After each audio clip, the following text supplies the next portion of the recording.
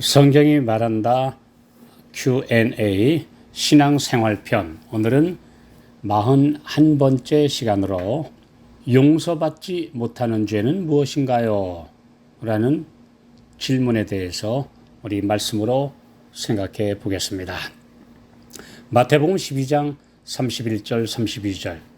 그러므로 내가 너희에게 이르노니 사람의 모든 죄와 회방은 사하심을 얻되 성령을 회방하는 것은 사하심을 얻지 못하겠고 또 누구든지 말로 인자를 거역하면 사하심을 얻되 누구든지 말로 성령을 거역하면 이 세상과 오는 세상에도 사하심을 얻지 못하리라.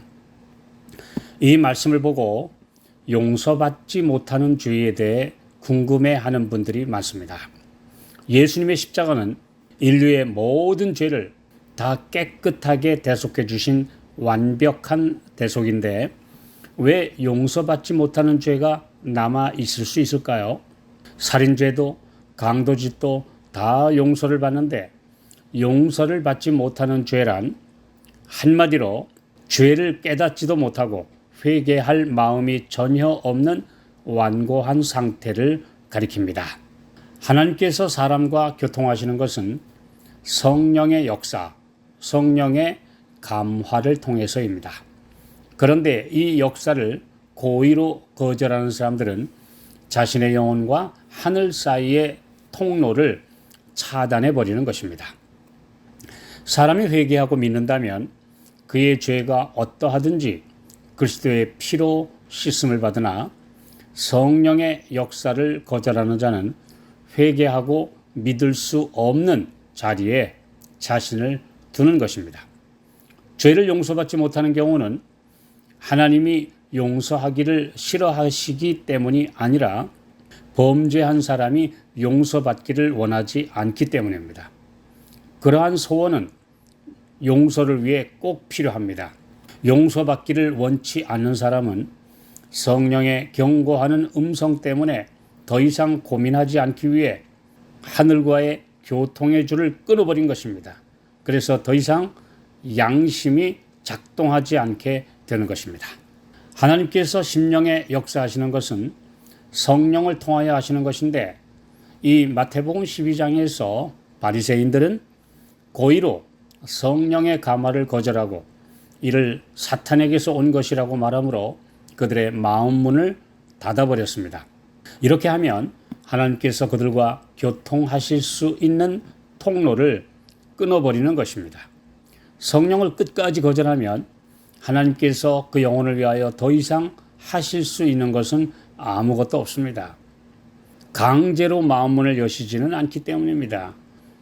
진리에 대한 계속적인 저항으로 이루어지는 성령을 회방하는 죄, 곧 용서받을 수 없는 죄는 진리에 대한 돌이킬 수 없는 최종적으로 거역하고 반역하는 데서 극에 달하는데 이는 그렇게 함으로 하나님의 뜻과 반대되는 자신의 길을 따라가기로 선택하고 있음을 충분히 알면서도 고의적으로 그렇게 결정한 결과입니다. 양심은 성령의 감화에 대한 계속되는 거절로 인해 화인마저 그래서 따라서 자신이 치명적인 결정을 내렸음을 거의 깨닫지 못하게 됩니다. 사실 이것은 하나님의 뜻과 조화되는 결정을 내리는 일을 계속 거절하여 주님과 산 연결에 실패하는 것입니다. 예수님이라는 생명의 전원에서 플러그를 뽑아버리는 짓입니다. 자신이 용서받지 못할 죄를 범했다는 생각이 뇌리를 떠나지 않아 두려움에 시달리는 사람은 그 죄를 범하지 않았다는 결정적인 증거를 가진 것입니다. 양심이 작동하고 있다는 증거를 가진 것이죠. 그래서 성령께서 계속 그 마음에 호소하고 계시다는 증거이므로 이런 분들은 속히 회개하여 돌이키면 구원받습니다. 세상에서 가장 비참한 사람은 옳은 일을 해야 한다는 것을 알면서도 잘못을 범함으로 양심이 고통받는 사람입니다. 비참한 그리스도인의 경험은 보통 자신이 받은 빚에 따라 살지 않는 그런 결과입니다.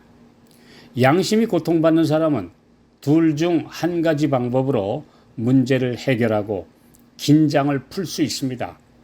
성령의 변화시키는 능력에 굴복하고 하나님과 사람 앞에서 잘못을 올바르게 고침으로 성령의 감화에 응답하든지, 아니면 양심의 화인 맞고 성령을 침묵시키므로 고통스러운 자극, 양심을 찌르는 자극을 아예 받지 않는 것, 제거해 버리는 것입니다.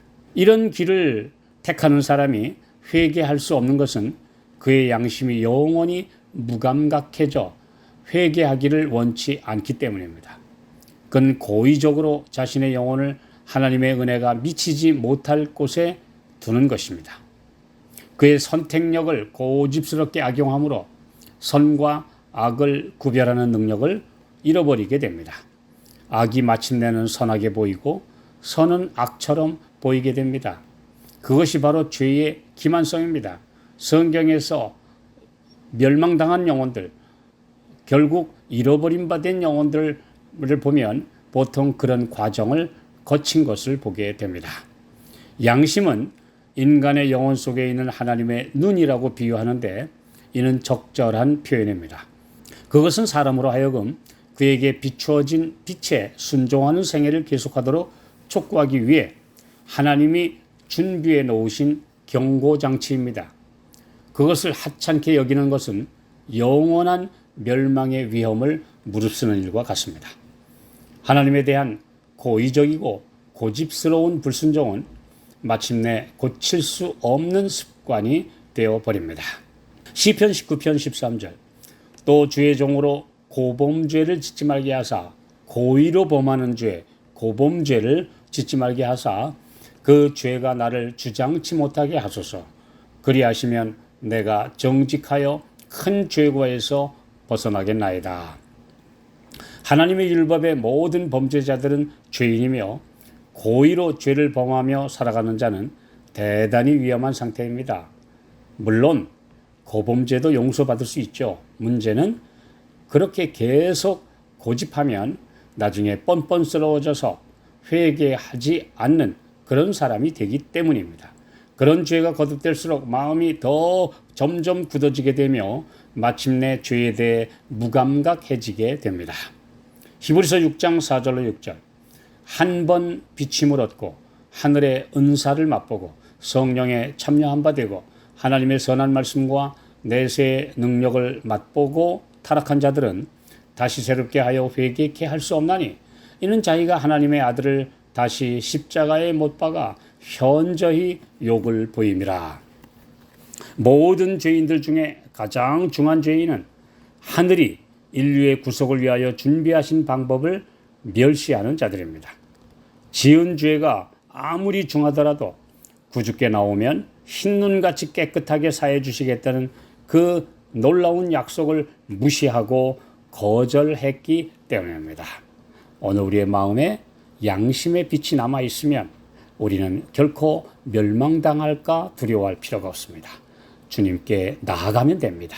이것이 복음입니다.